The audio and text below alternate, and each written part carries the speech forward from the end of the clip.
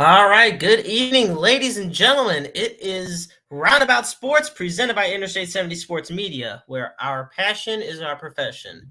Thank you so much for joining us here in the St. Louis area. It is a stormy and gloomy Wednesday night, July 12th, 2023. I'm the Maestro, Jeremy Karp. Alongside me, the host of Issues with Wrestling with Christopher Miles, and everybody's favorite referee, Christopher Miles.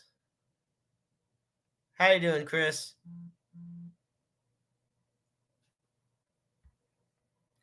Well, we are going to remove Chris. It looks like he... Can you hear me, Chris? Yeah, I can hear you just fine. Can you hear me? Oh, yes, I can hear you now. No, It is... Like I said, it's a dark, stormy one, so we're going to see how everything goes this evening. You know how Missouri weather is. All right, so it looks like he's going to be in now. We're going to keep track of that. Meanwhile, there is a lot to talk about. First, be sure to find us on... Oh, look at Jared tuning in. First thing is he is definitely not a fan of you, Chris. That's for damn sure. Be sure to find us on Facebook, on Twitter, on Instagram, all over social media. Also, be sure to find us on YouTube at Interstate 70 Sports Media. There's quite a bit to talk about this evening. I want to kick it off by talking about last night's MLB All-Star Game. So, for the first time in 9 years, the National League has finally won the All-Star Game. Thanks to an eighth-inning go-ahead two-run home run by Rockies catcher Elias Diaz, who was named the MVP of the All-Star Game. The National League defeated the American League 3-2. Now, to put this into perspective, not only did the National League lose the 9 previous All-Star games, they also only held the lead for 4 innings in the past 9 years at the All-Star game. It is quite crazy to think about in the grand scheme of things. Early on, first baseman Yandy Diaz opened the scoring with a second inning solo homer.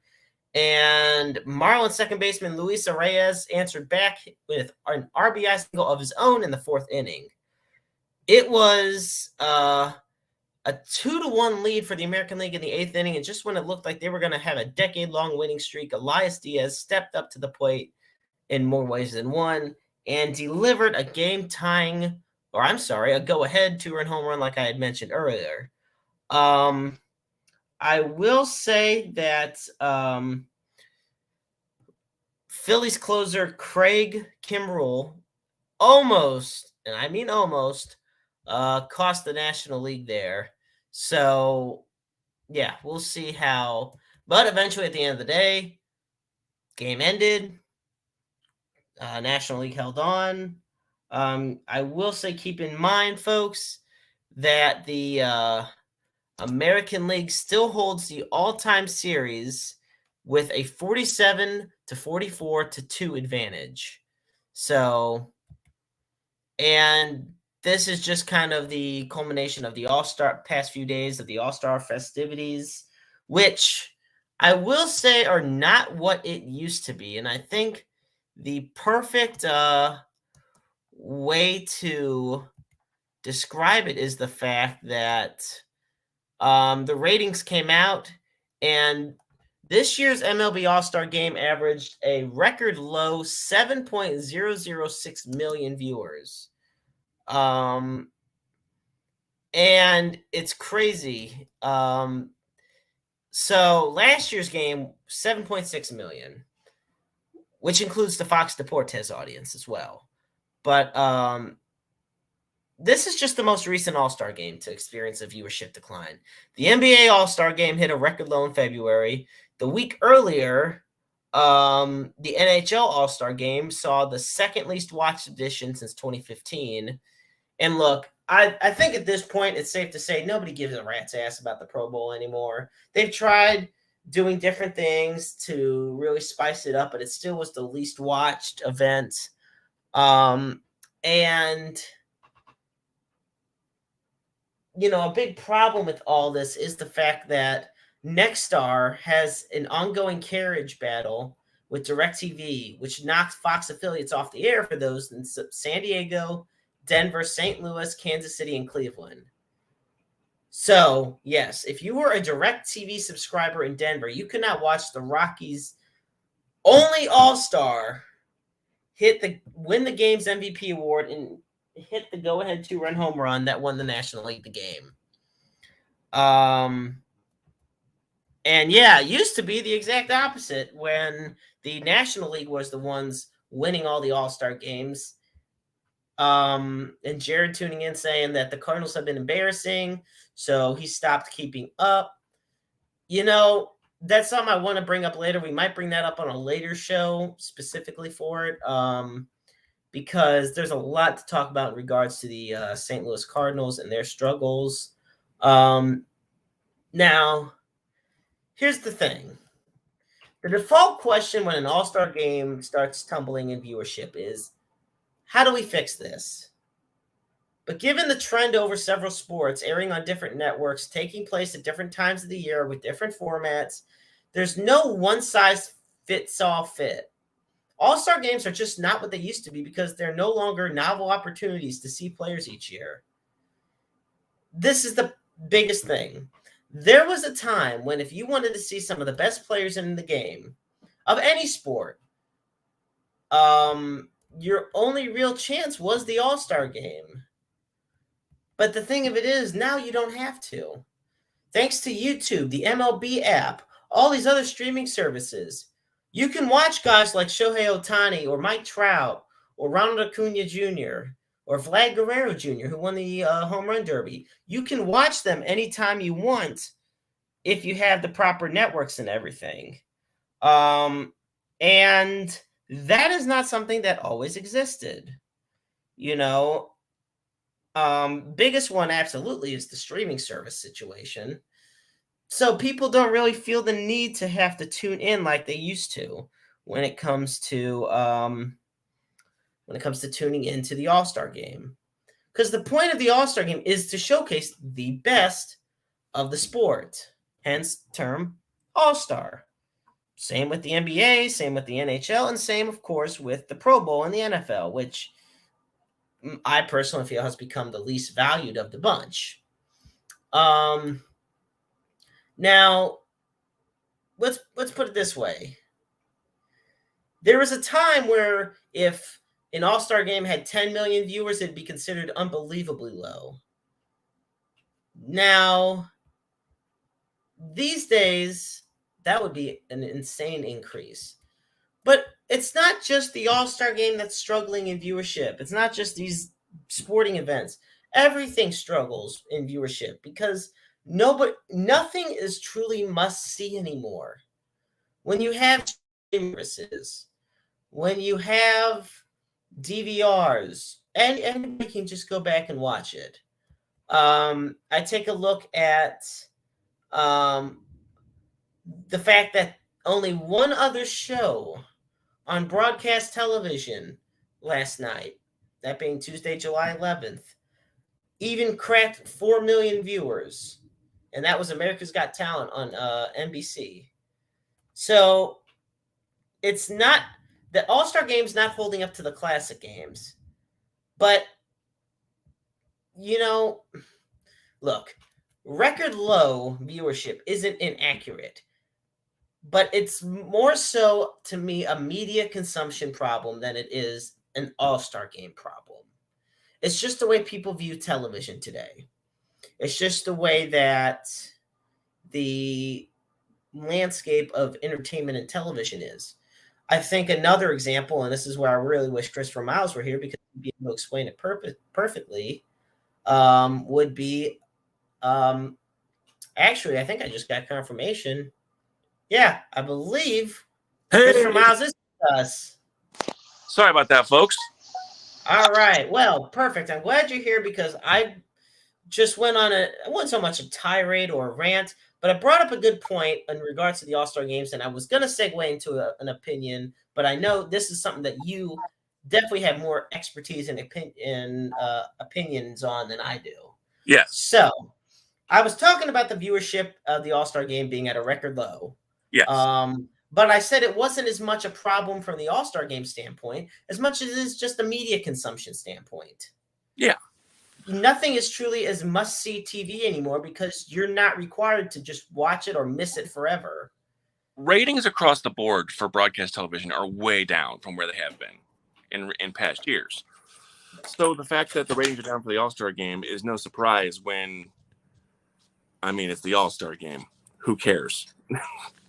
Well, what I was going to segue next into when it comes to this, to continue this conversation, I wanted to bring in the guy that knows wrestling and ratings with wrestling more than most. Look at ratings for shows like Raw and SmackDown and what they were in the late 90s, early 2000s, and just even in the mid 2000s, and take a look at what they are now. The product's great, the revenue's great, but it's the ratings that aren't good by what we grew up with standard-wise. People are excited, super excited in the wrestling industry to get a 3 rating or even like a 2.5 when that would have been bottom of the barrel in the real age of the Monday Night Wars.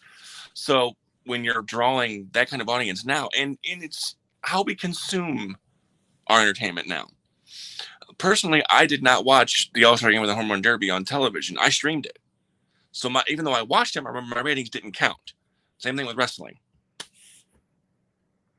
I was going to say, I think they only take the ratings into account from the broadcast television standpoints, because it's with so many different streaming services, it's hard to be able to add all that into account. Well, let me ask you this.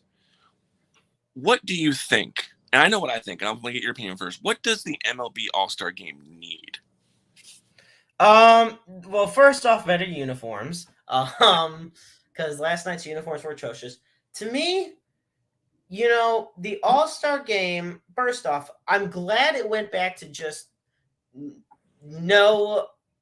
whoever wins, the team doesn't get home field. I'm glad that's not the case anymore. Because the National League would never have it again if that was the case. Well, yeah, that, and I just never liked it because why should players from last place teams determine if, the whole league gets, the World Series home field advantage? But I think what they need is less just interactive. So, how much of the game is just these guys that are plugged in, mic'd in, talking to the commentators? Yeah, but the interactive portion I kind of enjoy, but here's what I think they need. To me, anyway, the best part of any All-Star weekend in any of the 4 major sports is the NHL skills competition. Hardest shot, accuracy, fastest skater, all that. I'd love to see that in Major League Baseball. Fastest base runner, hardest throw, longest home run, not just home run derby, but how far can you hit the ball? Right. And turning double plays, anything that's a skill set in baseball, let's do that. We have the home run derby, which is great. Congratulations to Vlad Guerrero Jr., but give me something else. Yeah, and I look at, okay, and this is the thing. So with the NBA and the NHL and the Pro Bowl, you have those skill competitions. You used to have great skill competitions for the Pro Bowl, with the quarterback drills and everything. Those are some of the most fun things. And they even had it where there would be legend quarterbacks going up against current quarterbacks. Yeah. Which I thought was really cool. But let's take a look at the All-Star Game. You had the Home Run Derby, you got the Celebrity Softball Game, and then you got the All-Star Game. Yes. That's it. And there's not really any promotion for the Celebrity Softball Game. The Home Run Derby, I'm not going to lie. It's an afterthought. I think the only reason people in St. Louis cared about it last year was because Albert Pujols was in it, and he dethroned Kyle Schwarber. Yeah. And don't get me wrong, I think it's great Vlad Jr. won. I like Vlad Jr. I think he's one of the best sluggers in baseball right now. But there was nothing it was one of those things where it just popped up, where it said, oh, look, the Home Run Derby's on. Yeah. The advertising for these events is also at an all-time low, in my opinion. Well, the only thing that's consistent in television right now is live sports. They don't have to advertise how good this show is or how bad this show is. because all they need to say is, "Hey, sports are on," and people are going to watch. Unfortunately. Yeah, I mean, well, you know what? I think that's kind of wrestling in a nutshell. Oh I yeah, mean, for sure. No matter There's how bad it was over the past few years, look, I ain't gonna act like I stopped watching it. Look, Yeah, there was a period of time where Monday Night Raw sucked ass, but guess what? I tuned in every week. You know, because what else are you going to do on a Monday night when it's not football season? exactly, and it's like that was just, and I grew up a wrestling fan, so it's like Yeah, it's for sure. something that I'm just, in a weird way, I feel like I'm kind of stuck with. I don't think I could imagine, not watching pro wrestling. Like, Sure. it's weird. Before we started doing Roundabout Sports on Wednesday nights, it was weird not watching Dynamite for that period of time. Yeah, I'm sure. And I always make sure, even whether I'm at the gym or at home, seeing SmackDown on Fridays. So it's like it's that tradition that I've just been stuck on for so many years. But the thing of it is, I didn't, I'd wonder if I missed SmackDown or something, I'd go back and be able to watch it. If I missed the Home Run Derby or the All-Star game, I didn't care enough to go back and rewatch what I missed. Okay, but so they used to do the Now It Matters All-Star Game thing. Would you like to see some kind of actual incentive for the Home Run Derby? I think for the Home Run Derby, something like, and it's hard to determine what that would be, but because there's nothing that it could only benefit the player, or this is a random one. Okay, so there was a player on the Diamondbacks a long time ago. It was about 20 something years ago. And a fan picked this Diamondbacks player to hit a grand slam in a certain inning. And if he did, she'd win $1 million. Yes. And he hit a grand slam and she ended up winning $1 million. Things like that. Something to get the fans into the game. So the fans are not just sitting there watching these guys hit home runs. Because guess what? There may not be anything besides a trophy at the same time. And this is kind of what happened with the Pro Bowl. There was nothing to lose. In the Pro Bowl, people sat out or they didn't play or they didn't try hard because why am I going to risk my body for a game that has no incentives? So if you watch, hang on, you cut out there, Chris. What'd you say? Have you watched the Pro Bowl games, the new skill comp they have? Yeah, I watch it and I thought it was fun. Yeah. For the most part, I thought it was pretty fun. Of course, I think these days the casual fan would not enjoy it. Did it hurt the Pro Bowl to move to the week before the Super Bowl as opposed to the week after, you think? Because you didn't have Super Bowl players in it. Yeah, and that's what I was gonna say. I mean, it depends, because think of when it used to be the week after, and you would have guys that were on Super Bowl teams that were on there and they just chose to sit out, and then you'd have the alternates added in. Well, then great, you got guys like Tom Brady, who was probably named to 14 Pro Bowls and didn't play one of them because, I mean, he was either in the Super Bowl, won the Super Bowl, lost it. I mean, and but you put it the week before. If there's nobody from the Super Bowl represented, then people are going to be like, well, these guys deserve it, but they have to prepare for the Super Bowl. So it's a double-edged sword. It's a damned if you do, damned if you don't when it comes to the Pro Bowl scheduling. So I was having obviously the technical difficulties before I jumped in. Did you enjoy the game? Did you like watching it? Did you discuss that? With the All-Star game? Yes. I delved into the fact about my reasoning for why the viewership was at a record low. Yeah.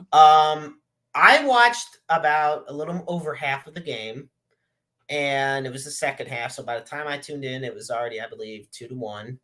Actually, no, I think it was 1-0. And then, of course, the American League got a 2-run lead or 2-1 lead. And there was parts I enjoyed. But there was parts I didn't. That's the thing. There's a difference between liking something and caring about something. Very true.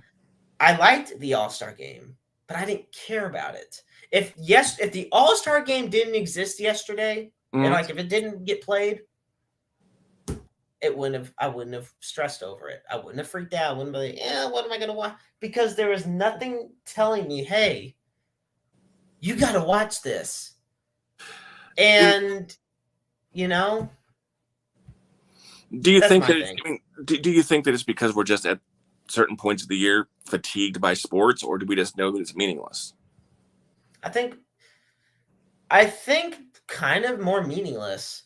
Okay. This is the thing. When you're a huge sports fan like me, I mean, the fatigue of it, it's all just about how you balance it out. I will say the Cardinals and Royals being as bad as they are, and yes, I say Royals as well because yes, as part of Interstate Semi Sports Media, we cover the Royals. Mm-hmm. So we can't neglect the team from the West. And considering they have arguably one of the worst 3 records in baseball, and the Cardinals have been in last place for 71 total days, which is the most in my entire lifetime, I will say a lot of, I don't know so much fatigue, but definitely just kind of that blah feeling because you're watching these guys like you're watching. I think one of the biggest nails in the coffin was seeing Garcia and Rosarina and Yeah. Alcantara all in the All-Star game, knowing that at one point the Cardinals had all 3 of them and completely botched it all up. You can't win them all. Okay. You can't guess right on every prospect. So I mean, You there's can't that. guess right on every prospect, but at the same time, you have here. I'll put it to you this way: you could have had Garcia, Rosarina, and Alcantara, who were all Stars this year. Instead, we basically ended up having Jason Hayward, Dexter Fowler, and Marcelo Ozuna. Mm-hmm. None of whom are All-Stars, 2 of whom aren't playing, and one of them who's had a lot of off-field issues. So I'm not saying, look, I don't think you should fire a guy because they can't get him all right. And So that's just too high expectations. let's put But it this way: should there have been a Royal on the team, on the AL team? Does every team need a representative in the All-Star game, or should it be just the best of the best? I think it should be one for each team at least because, the way I see it, you want to have, yes, the best of the best, but every team has one of the best. Mm-hmm. Stop like Bobby Witt Jr., Salvador Perez, Vinny Pasquantino. I mean, these guys are some of the best. I would say Salvy's young, but he's 32. But Bobby That's Witt still Jr. young. Okay. For a catcher standard, it's not. But that's beside the point. For a human standard. For a human standard, we're young, but we feel old as hell, so it's kind of different. Anyway, Oh yes. Nevertheless, I don't mind, there being a representative from each team. I say every team, if you take the person from each team with the most votes, and then that right there is the 15, and then you build off that. Okay, well, let me ask you this: what if you get into the modern age of trolling? What if they stuff the ballot box for some 5th string reliever, and he gets an All-Star nod because the fans are. You know what? I can counter that because, when Time Magazine was doing their people of the century, I mean, you know who 2 of the highest vote getters were? Jesus and Ric Flair. And who are you going to go against? I mean, they didn't put that, and neither of them got put in. They've both done so much. Oh, exactly. And you don't. And it's funny because neither of them got put in the magazine for that edition. But anyway, look, ballots are always going to be something that people are going to stuff, people are going to troll. It's something that's been like this long before this year. I think nowadays the only thing is there's just more different methods to where you can go and stuff the ballots at. Shoot, it used to be you had to mail it in.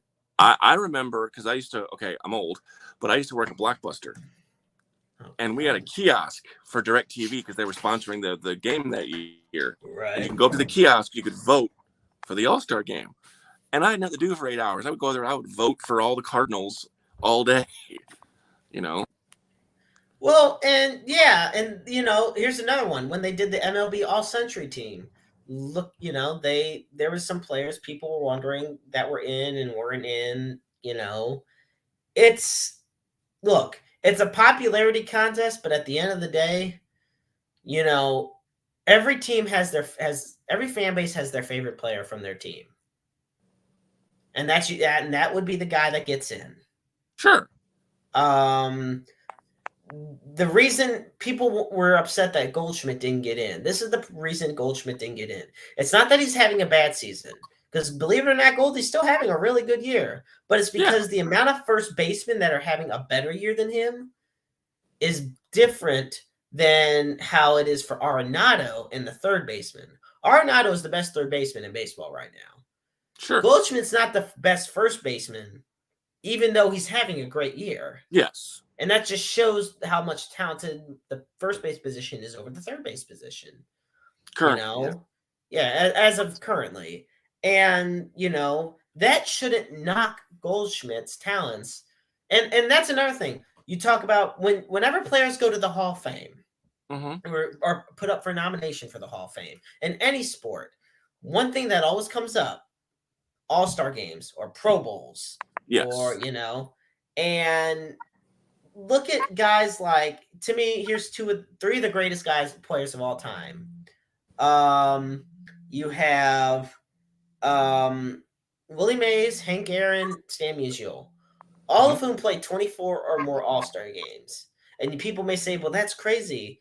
Well, it's because they played more than one All-Star game a year for a long time. Yes. They used to have 2 All-Star games in this season. Mm-hmm. They had the midsummer class at the end of the year All-Star game. Exactly. So, all right. Yeah. I will offer you one more change in format and see what you think, okay? All right, go for it. Do you remember in the, I think it was mid-90s, maybe late 90s, when the NHL went All-Star or North America versus the world? So you ditch the NL, you ditch the AL, and you do, every year there's a WBC, you do North America versus the world. No, because let me tell you something right now. Mm-hmm. Look, hate me all you want for saying this. The American team will get their ass beat. North America. I said North America. Oh, that's true. You did say North America. So I was going to say the Caribbean players, the Mexican players. Well, then the rest of the world will get their ass beat. You're bringing the Caribbean in this. The Puerto Rican players, the Mexican players, the Dominican Republic players. Are you kidding me? You still got Japan and Taiwan and all those great baseball countries. Okay, Ohtani may be arguably the best player in baseball right now, but he is not playing all 9 positions. I'm sorry, the North American team would win. Yeah. And, so, I don't know. There's a lot of things you can do. Mm-hmm. But at the same time, look, the days of getting all the, you know what? There's another thing, and maybe it's because I'm a sucker for vintage and retro. Look, I believe it was 2015, the All-Star game in Cincinnati, when everybody had the franchise 4. So they literally went in and went out and said every franchise's best 4 players is voted on by the fans. Then they had the 4 greatest living Reds. And Pete Rose came out. Then you had the 4 greatest living players. Look, you don't have to like him, but you can't argue the fact that he's one of the greatest living ball players and now. And who should never be allowed within spitting distance of the Hall of Fame ever. Nevertheless, he's one of the greatest living ball players. Yeah. He does, even if that's the thing. Even if he's not going to ever be in Cooperstown, which I don't think he will. No, but I don't think he should, but that's my opinion. Yeah. So I just anyway, they honored Johnny Bench, Sandy Koufax, Hank Aaron, and Willie Mays, which for a guy like me who loves that type of stuff, it was a fantastic moment. Sure. So yeah. So I mean, Now, would you want to see something like what the NBA does with like the rookie game? Would you want to see them do like the prospect game or something like that instead of the celebrity softball? Like, would you want to see the prospect game actually on television as opposed to buried on some streaming site? That might be potentially like, and I also think the more streaming services it's on, the lower the viewership is going to be. Well, of course, but I don't even know if the AAA All-Star Game airs anywhere. I don't know if ESPN covers it or not. I don't think they do. They probably don't. Even MLB Network, and now MLB Network's ratings are going to drop because YouTube TV and MLB Network couldn't reach an agreement, which sucks for me. But for now, I think they'll strike a deal. Never say never, because this has happened before with these services. Yeah, I mean, well, and you know what? YouTube TV seems to work out deals a lot better than DirecTV and Dish Network do. So yeah, because they were dying on the vine and tried to get their last little blood from a turnip. So I mean, exactly. And you know, here's another thing. I want to say one more thing about the All-Star Game before we move on. Okay. You want to know what one of the biggest winners of the All-Star Game was? The city of Seattle? Huh? The city of Seattle? Well, okay, yeah, another one of them. Yes, the city of Seattle, big winners in this. But this is the thing. Oakland A's fans. Mm-hmm. Because when Brent Rooker got and he's the A's DH, who is named to the All-Star Game, when he doubled off Reds closer Alexis Diaz to spark a 6-inning rally for the American League, A's fans shouted throughout T-Mobile Park to sell the team. Mm-hmm. I mean, you could clearly hear the sell the team chants going on throughout the broadcast. So, yeah. I mean, yeah. It might be, it's apparently going to be all in vain, but I do feel, obviously, being a St. Louisan, feel for someone losing their team. But yeah. So, I mean, we'll see what happens, but it seems to be a done deal with the A's anyway. Yeah, but, you admire the passion. They've got their gumption. I'll give them that. Yeah. I just can't stand owners being greedy. I just can't. Gotta make money somehow. It breaks my heart, man. It really does. Well, that's the worst part is when you know that you go to these games and there's nothing that can be done, I mean, there's only one fan base in all of sports that doesn't worry about this. Packer fans. You know what's funny? That is absolutely true. Yeah. They know how to. I won't say they know how to run the team, but they damn sure know how to keep the team. Because they can't go anywhere. That's because they own them. Exactly. What is it's funny though. I do love when fans like to flex that they have shares in the Packers. Oh yes, that 20 cents pays off great dividends for you. Yeah. Okay. Nevertheless, it is time now to move on here on Roundabout Sports. Okay, now that you are here, since we've reached the halfway point of the season, just exactly how pissed off are you at the Cardinals? See, okay, here's the thing. I'm just not. Because am I disappointed? Of course. But I'm not going to let my team having a down year really ruin my existence. I know some people are like that, but it sucks. They're terrible. And they're not going to be bad forever. We might have this year be terrible. We might have a couple down years. Same with the Blues. They weren't that great last year. Might not be that great this year. But nothing lasts forever. Teams do rebound. So I'm ever the optimist. This year is a foregone conclusion, but. Well, I respect that, but I think this is the difference. And the good doctor JM brought this up to us earlier today.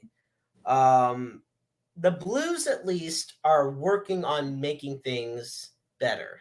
Yes. What did the Blues do at the trade deadline? They traded away a lot of veteran pieces or players that, even though they were popular, they had a big contract, or they just weren't. They were what's They're going to be expendable. UFAs. They're UFAs, or they're expendable players, or they're just not what they used to be. And in return, you get a shit ton of picks. Yes. You get a lot of draft picks, a lot of great capital, and they're building Armstrong and Berube. They are all building for the future. Sure.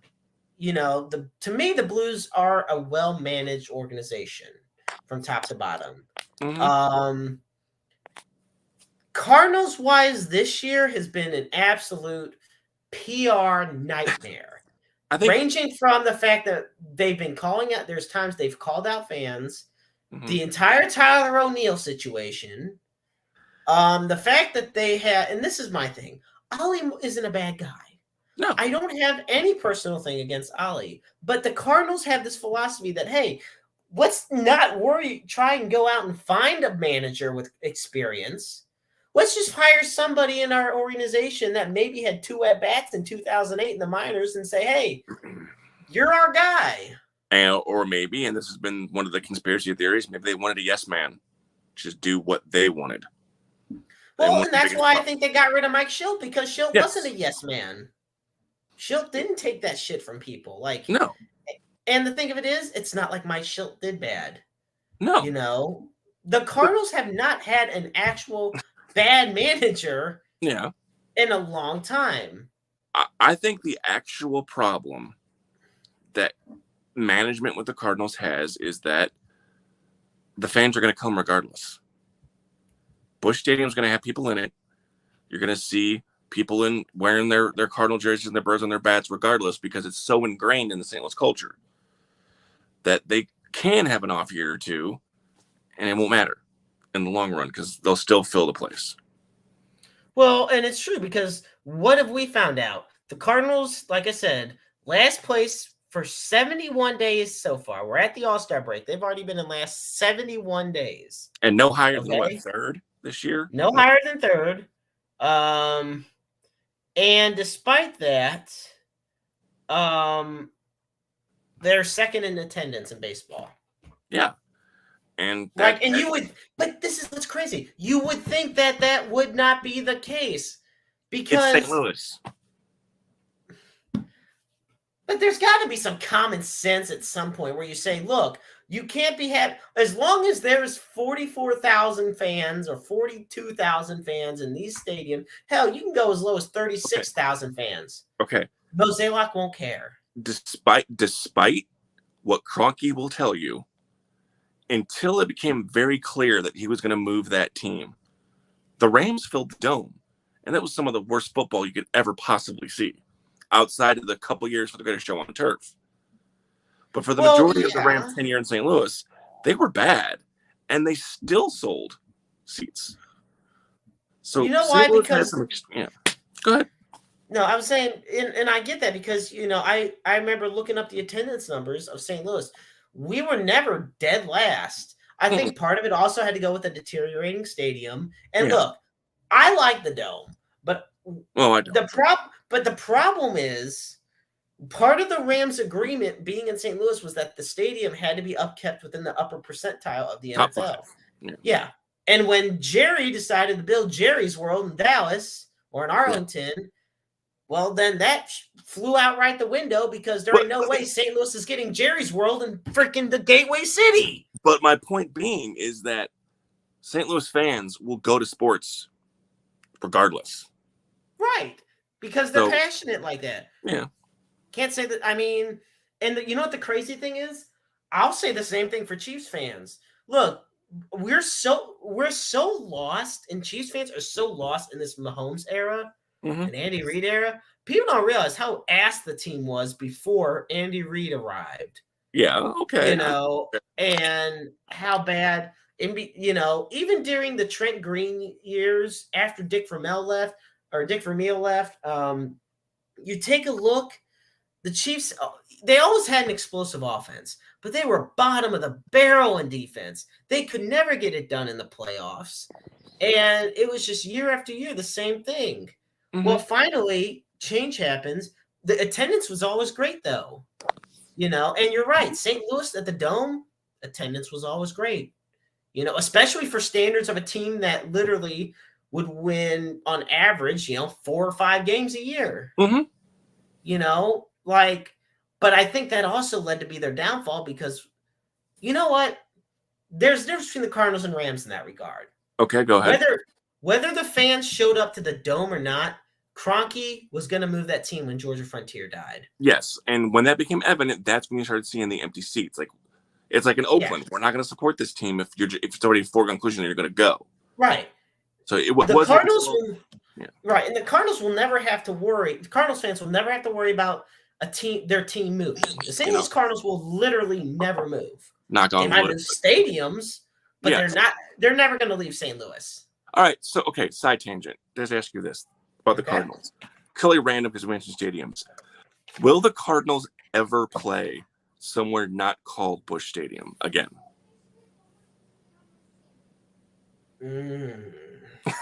Will we see a Busch Stadium 4 or 5? I mean, possibly. Because look at the Yankees. They had one Yankee Stadium, now they have another Yankee Stadium. Yeah. This is the thing. Some things are just never meant to change. Wrigley Field, Fenway Park. Exactly. And those two places can't technically change because they're national historic landmarks. Yes. You look at, because technically Sportsman's Park was called Busch Stadium.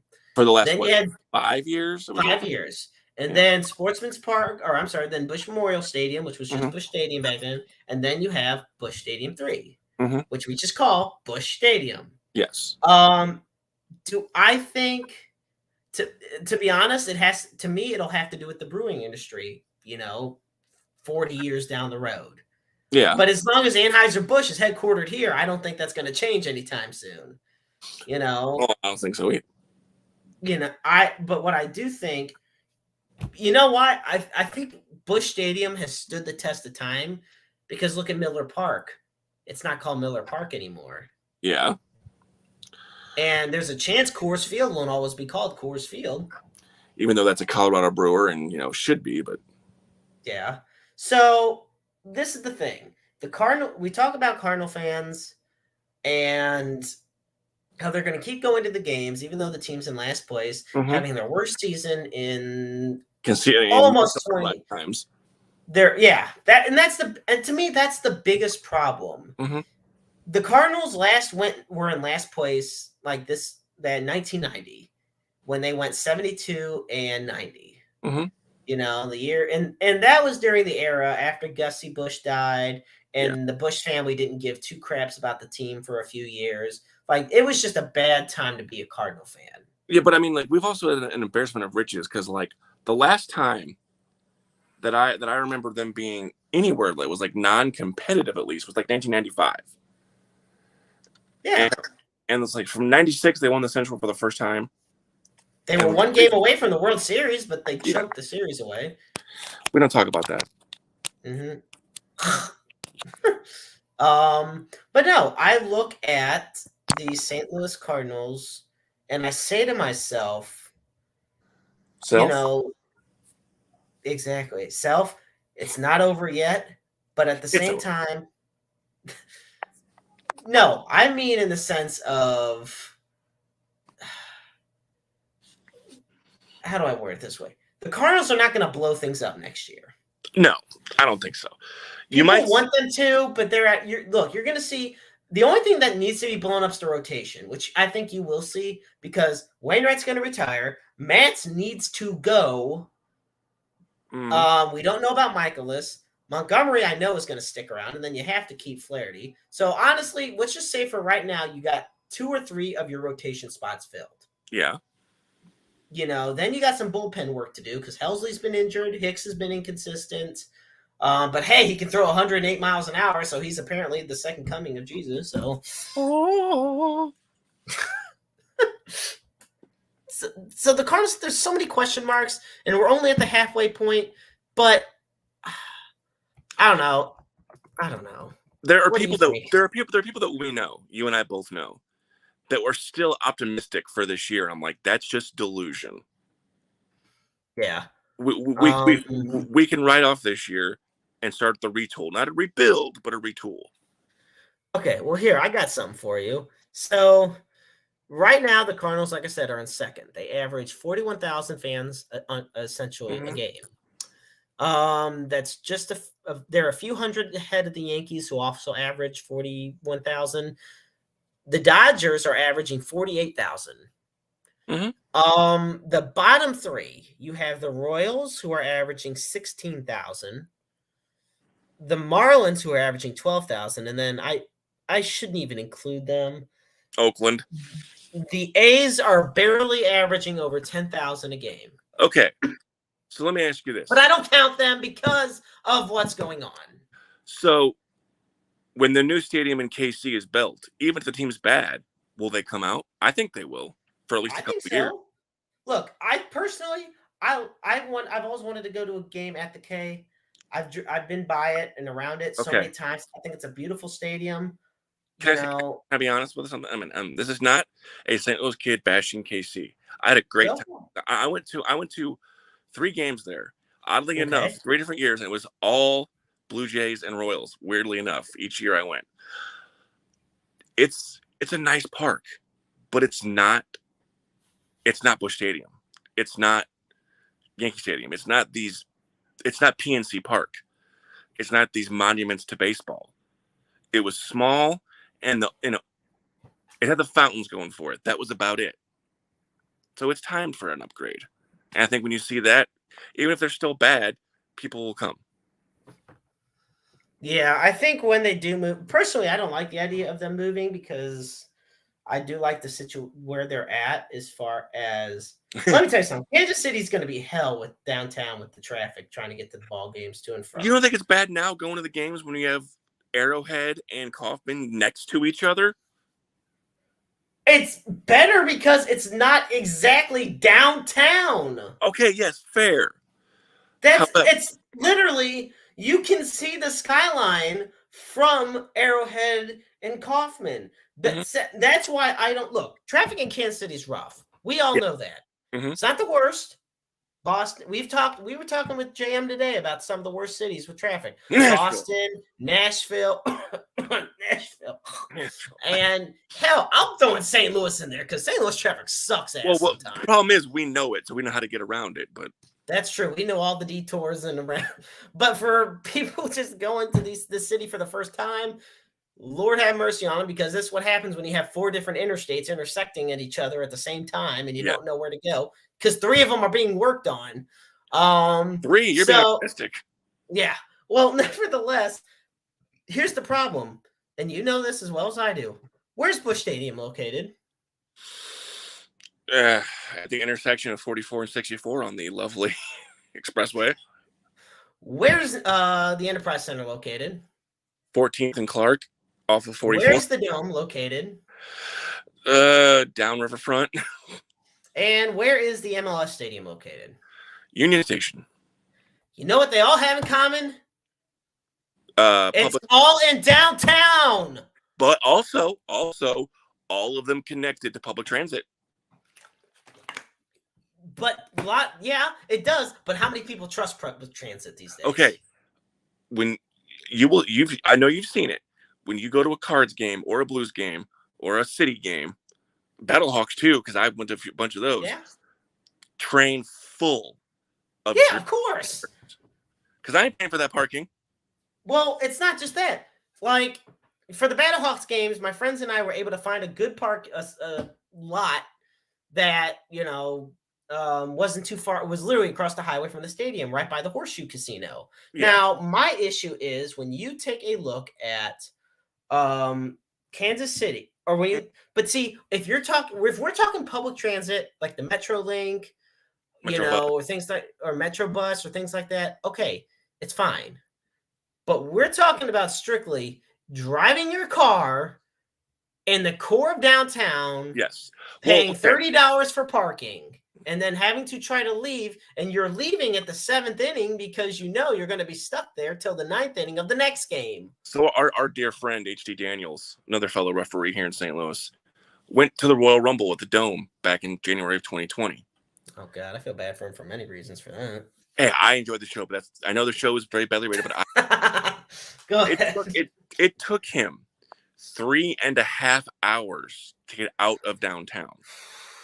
Thanks to the Metro link, I was home and in bed before he was even out of St. Louis. And see, the thing of it is, Mm-hmm. does Kansas City have that same luxury of true public transit like in St. Louis? I don't think they have a train. I know they have city buses, but I don't think they have a train. No. Yeah, they have city buses, but I don't believe they have a train system. And we could be wrong. And if we are, feel free to let us know, folks. But the thing of it is, if they don't, then that gives more of a good reason to why at least you have the stadiums farther away. Well, and I will say that the tailgating at Arrowhead is choice because the parking lot is for 2 sports teams, so it's just so massive. Well, tailgating in Kansas City is second to none. That's the thing. Like it's goated tailgating, and yeah, you've never been to a Bills game apparently. Well, let me tell you something. Yes, nothing like seeing a shirtless fan get power bombed through a table that's set on fire as your team is about to get blown out by the Jaguars in the playoffs.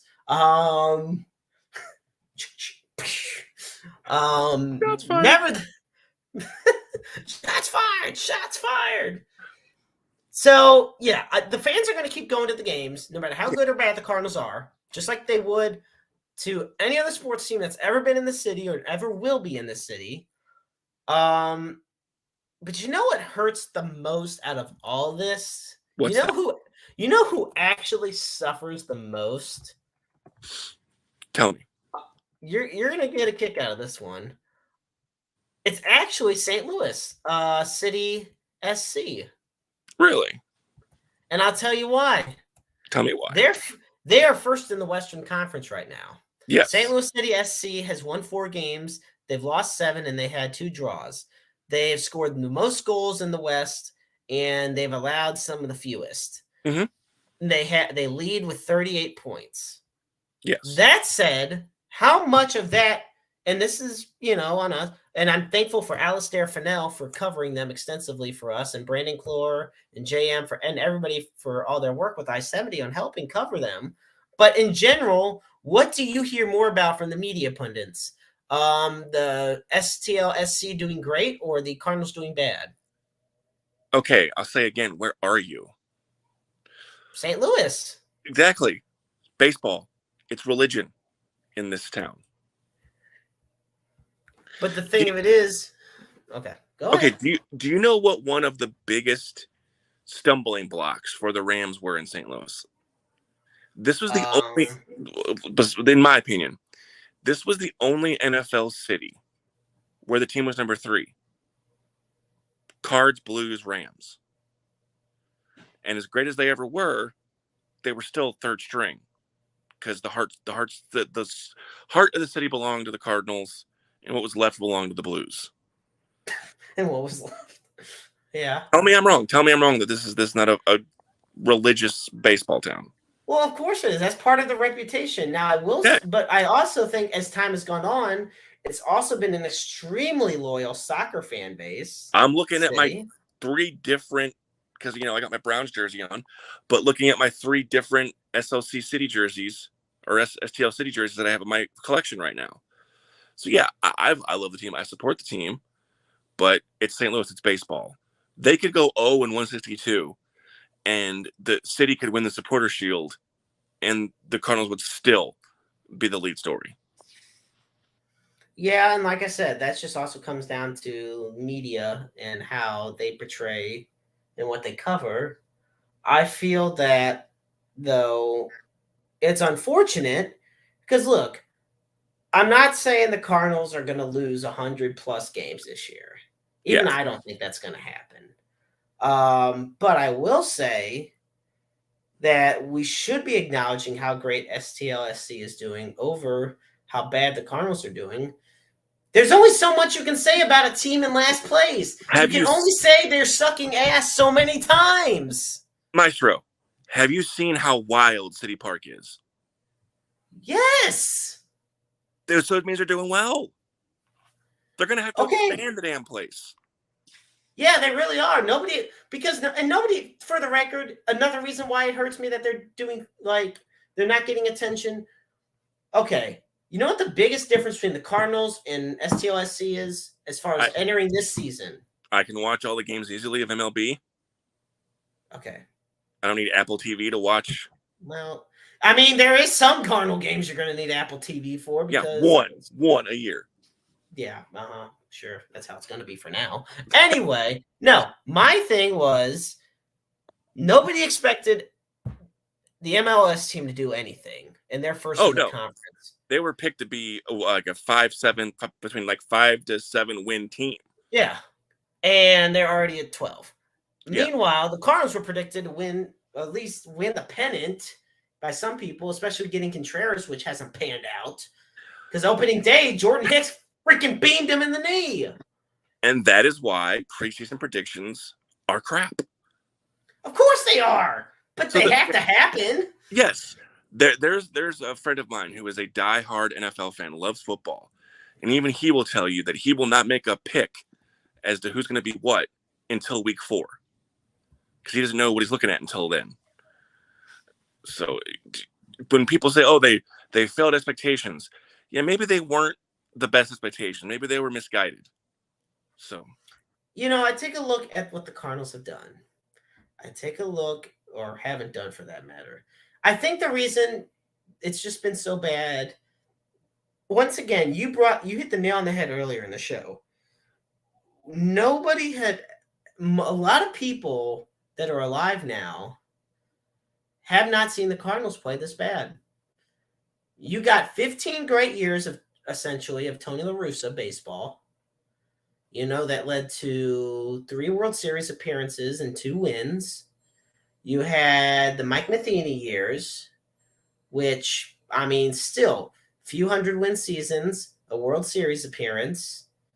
I mean, now here we are. We barely got to the playoffs last year, let alone win the division. And I understand that Christopher Miles will be right back with us. He had let me know that something was going on.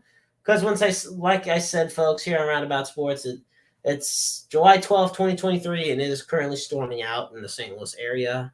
But overall, things are just – it's been a rough year for the Cardinals, for Cardinal baseball, for Cardinal fans. And my biggest concern through all of it is that it's going to stay stagnant and things are not going to get better anytime soon. And, I also want to say on a side note, as I'm about to wrap things up this evening, my thoughts go out with Hollywood James Knox, our dear friend. He's going to be dealing with some upcoming surgeries and everything. And like I say on the bottom of the screen, we love Hollywood so much. He's one of the hardest workers in the business, one of the most dedicated fans, a great guy, hell of a person. So, folks, with that, we're going to wrap it up here on Roundabout Sports this week. As always, on the bottom of the screen, I put up the NAMI helpline at 1-800-950-NAMI, 1-800-950-NAMI. It's the National Alliance on Mental Illness. It's a U.S.-based nonprofit organization. It's founded as a grassroots group by family members of people diagnosed with mental illnesses. Their line's always open for those that do need that help and advice. And as always, we put the Suicide and Crisis Lifeline on the show on the bottom of the screen. For that, you dial 988. Understand that the line is open 24/7, 365, 366 on leap years. Understand that you're never alone in this world. There's always somebody out there who loves and cares about you. And you also have the chance to be the listening ears for somebody who is struggling. I want to thank Christopher Miles for being on this week. I hope all of you have a wonderful, blessed week. I'm the Maestro, Jeremy Karp, and remember, life is a book full of empty pages just waiting to be written in.